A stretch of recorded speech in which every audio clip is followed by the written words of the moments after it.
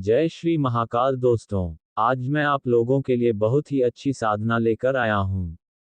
ये शक्ति बहुत ही शक्तिशाली और तीव्र होती है। वैसे तो हमारे पौराणिक कथाओं के अनुसार बहुत से यक्षिणी होते हैं।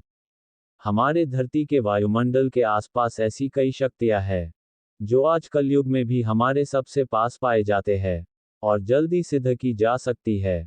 ये शक्तियां पारलौकिक और देवी देवताओं से नीचे की श्रेणी की शक्तियां हैं। जहां तक बात है यक्षिणी साधना की, तो ये साधना उन लोगों के द्वारा की जाती है जिन्हें धन, ऐश्वर्य और सुख चाहिए। यक्षिणी साधना के रूप में हम ऐसी शक्ति को सिद्ध करते हैं जो हमारी हर तरह से मदद करती है। यक्षिणी चमत्कारी शक्ति से युक्त होती है, जिसके जरिए वो अदृश्य रूप में हमारे आसपास ही रहती है और मदद करती है। पर आज मैं जो यक्षिणी की साधना लेकर आया हूं, इनका नाम कामिनी यक्षिणी है। हर यक्षिणी अपने अपने क्षेत्र में कार्य करने की क्षमता में माहिर होते हैं। हर किसी के पास अपनी कुछ न कुछ खासियत होती है। पर आज मैं जिस यक्षिणी के विषय में बात कर रहा हूं, ये कामिनी यक्षिणी दूसरों यक्षिणी के मुकाबले में बहुत ही तीव्र और शक्तिशाली होती हैं। इनके माध्यम से मनुष्य अपने धन की पूर्ति बड़े ही आसानी से कर सकता है। यह कोई सरल साधना नहीं है, जोखिमपूर्ण है।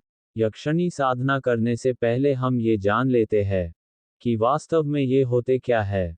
यक्ष और यक्षिणी धरती के सबसे पास के लोक में अन्य शक्तियों जैसे गंधर्व, देव, नाग जैसी दिव्य शक्तियों वाले प्राणी होते हैं।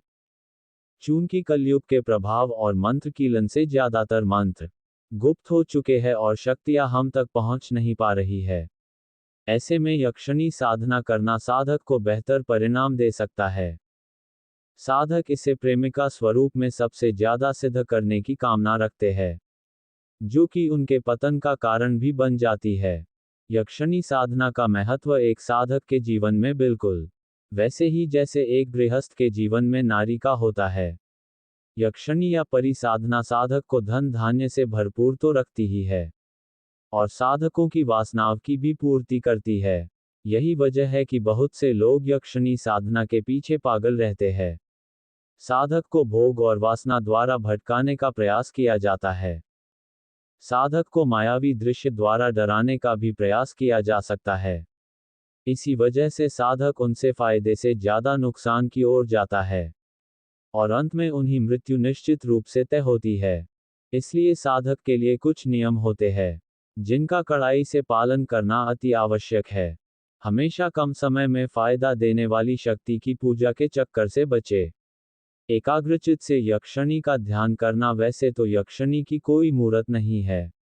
साधक इन्हें एक माता, प्रिया, प्रेमिका या पत्नी के रूप में उनका आवाहन करते हैं। उच्च कोटि के साधक यक्षिणी को मां स्वरूप या अपनी बड़ी बहन के रूप में ही सिद्ध करना चाहते हैं, और यही अच्छा होता है जो पूरे जीवन काल अपने साधक का साथ देती है। कामिनी यक्षिणी को एक बार सिद्ध कर लेने के बाद आपको कभी भी धन की कमी नहीं होने देगी और आपका मान सम्मान में कभी कमी नहीं होने देगी। इन्हें माध्यम से आप सत्कर्म के सारे कार्य कर सकते हैं। ये इतनी शक्तिशाली होती है कि ये कुछ भी कार्य बड़ी ही आसानी से पूरा कर लेती है। इन्हें सिद्ध कर लेने के बाद आपको कभी भी दरिद्रता नहीं घर सकती है। कामिनी यक्षिणी जी को एक बार सिद्ध कर लेने के बाद साधक को पूरे जीवन काल में दूसरे साधना की आवश्यकता नहीं पड़ेगी। जिस किसी साधक भाई को ये साधना करनी है तो वह मुझसे संपर्क कर सकता है। अगर आप लोगों को मेरी दी हुई जानकारी और साधना अच्छी लगती है तो इस चैनल को सब्सक्राइब करें और बेल आइकन का बटन दबाकर रखें, ताकि मेरे द्वारा कोई साधना या साधना की जानकारी दी जाए तो सबसे पहले आप तक पहुंच सके। फिर मिलते हैं कुछ और साधना की जानकारी के साथ। तब तक के लिए मेरे सभी साधक भाइयों को जय श्री महाकाल।